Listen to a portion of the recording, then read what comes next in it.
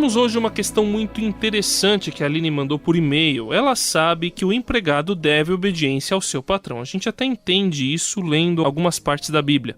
A dúvida é, até que ponto o funcionário cristão deve submeter-se à ordem do patrão com respeito à transgressão, por exemplo, do recolhimento de impostos? O problema é que, às vezes, a desobediência implica em perda do emprego. Há uma resposta bíblica para isso, professor? Vamos lá, André. Como é que a gente lida com essa questão? É uma questão difícil. A Bíblia vai nos dizer duas coisas importantes. Primeiro, que a gente deve pagar impostos, né? Fica bem claro quando Paulo vai orientar os cristãos lá de Roma, né? A carta aos Romanos vai dizer que a gente deve pagar os impostos e que nós devemos obediência ao governo. Romanos 13 trata disso de maneira muito clara. Mas ao mesmo tempo a Bíblia diz que a gente deve, quem trabalha para alguém que é seu senhor ou seu patrão, vai dizer Efésios 6, né? Também deve obediência a essa pessoa. Como é que a gente lida com essa questão? A ideia que a Bíblia nos apresenta é uma hierarquia, né, de autoridades que estão sobre nós. E nessa hierarquia de autoridades, a ponta última referência é o próprio Deus, né? Então, por exemplo, os apóstolos receberam a ordem, né, lá em Atos capítulo 4 e capítulo 5 também vai tratar disso, que eles não deveriam mais proclamar o nome de Jesus em Jerusalém. E a Bíblia vai dizer que eles passaram a fazer isso e disseram, é mais importante obedecer a Deus do que aos homens. Como é que quem deveria obedecer às autoridades obedece? Porque tem uma autoridade superior. Então é o seguinte, se você está num lugar, trabalha para alguém e essa pessoa está claramente sonegando o imposto ou agindo de maneira indevida perante a lei e você obedece, você perante a lei vai ser visto como cúmplice. Você vai, se essa pessoa for pega, por exemplo, o que a gente chama na malha fina, né, e está envolvido a empresa, facilmente a pessoa pode dizer, não, mas quem executa o serviço é o fulano ali, eu disse para ele fazer isso e ele fez isso por conta dele. Então a pessoa pode se ver em dificuldades. Então nesse sentido, o que a gente tem que ter uma atitude de dizer, olha, eu trabalho aqui, mas eu tenho um princípio de conduta. Então eu não faço nada errado, eu não minto, porque se você abre mão dos seus valores, desobedecendo a autoridade maior que é Deus, e no caso até o governo que tem autoridade maior do que o seu chefe, você vai ter problemas depois. Eu sei que é difícil, às vezes a pessoa precisa, às vezes é difícil, às vezes você não tem um envolvimento direto com isso, mas você tem que deixar claro que você não concorda e não quer se envolver nisso. Às vezes a pessoa pode até dizer, não, tudo bem, eu assino, eu sou responsável, eu tomo, então você até mande, por exemplo, uma carta, um e-mail dizendo, com respeito a tal assunto, fica claro que o meu procedimento é X. E a pessoa não deve se envolver. Você pode até perder o emprego, você pode até passar por dificuldades, mas a pergunta é, que tipo de cristão nós somos? Somos cristãos que têm compromisso com Deus só quando dá certo, quando as coisas vão bem, né? Eu posso dizer isso, né, porque cheguei a enfrentar situações em que eu tive de dizer, né, quando bem jovem eu trabalhava em certos lugares e as pessoas ficaram revoltadas, dizendo, não, eu não vou fazer isso, eu não vou mentir, porque é contra os princípios de conduta que eu tenho. E o pessoal ficava bravo, mas depois acabava cedendo, porque ninguém, por ser seu chefe, tem direito de ter liberdade de consciência sobre os seus princípios morais. O Flávio tem outro exemplo que também envolve ética cristã no trabalho. Um pai de família está desempregado há 5 anos e recebe uma proposta para um cargo executivo em uma empresa que fabrica um material que causa danos à saúde, digamos assim. Ele deve aceitar ou recusar o emprego? Ele não estará diretamente envolvido com o desenvolvimento ou distribuição desse produto, só que ele vai fazer parte da empresa, de certa forma ele faz parte do processo. A partir daí, qual o critério para sabermos qual lugar é bom e qual lugar não é bom para um cristão trabalhar? Pois é, André, é um problema difícil. A pergunta do Flávio não é uma pergunta tão simples assim, porque a gente precisa aqui considerar alguns aspectos. Primeiro, que nós como cristãos não podemos ter uma vida assim contraditória, né? Você fala um negócio, você tem uma postura X, né, de defesa de certas situações e ao mesmo tempo você não tem como está, né, numa situação em que você esteja num ambiente onde não haja nenhum tipo de comprometimento na terra. Quer ver um exemplo interessante?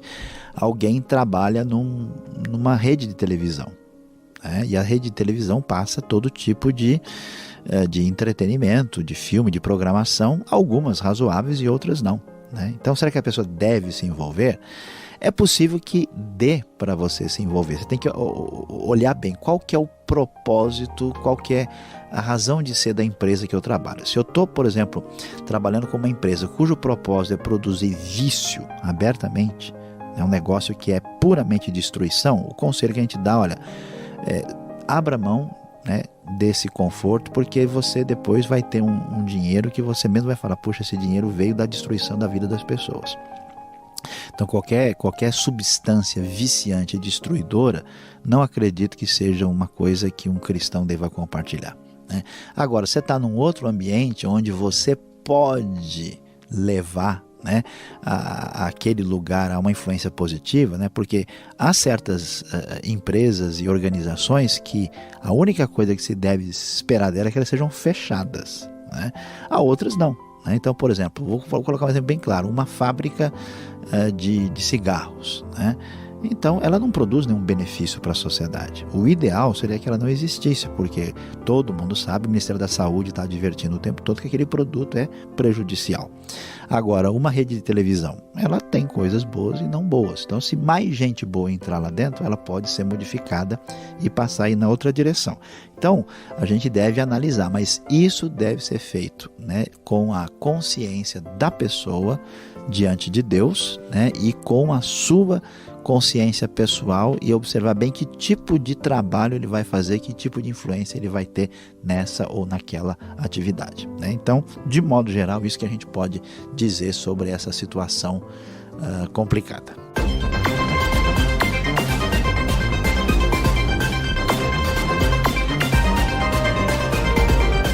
Levando em conta esses dois exemplos, até que ponto podemos fazer concessões em nosso trabalho na área da ética cristã? Sabemos, por exemplo, que é difícil ser totalmente sinceros, bonzinhos e mansos no ambiente de trabalho. Qual o limite entre o que é biblicamente aceitável e o que é totalmente condenável e você tem que dizer, não, a partir daqui eu não posso ir, ou então eu tenho que pedir demissão do meu emprego, senão eu vou entrar numa situação bem difícil? Bom, André, a pergunta não é tão simples assim, né? A gente precisa, em primeiro lugar, definir o seguinte: o papel do cristão não é necessariamente ser bonzinho e manso, é ser cristão. E ser cristão, ele precisa ser sal da terra e luz do mundo. Vamos pensar a coisa de maneira mais séria aqui. Veja lá. Quando as pessoas não têm princípios, quando as pessoas não têm referência de vida, a única coisa que vale é o lucro e o ganho imediato. Os valores são colocados de lado. Então, nesse sentido, se a pessoa tem condições de fazer o mal, até com a lei do seu lado, ele vai fazer o mal, ele não vai se importar. E aí, se cada vez mais nós temos pessoas vivendo dessa maneira e agindo assim, todos os serviços da sociedade vão entrar em colapso.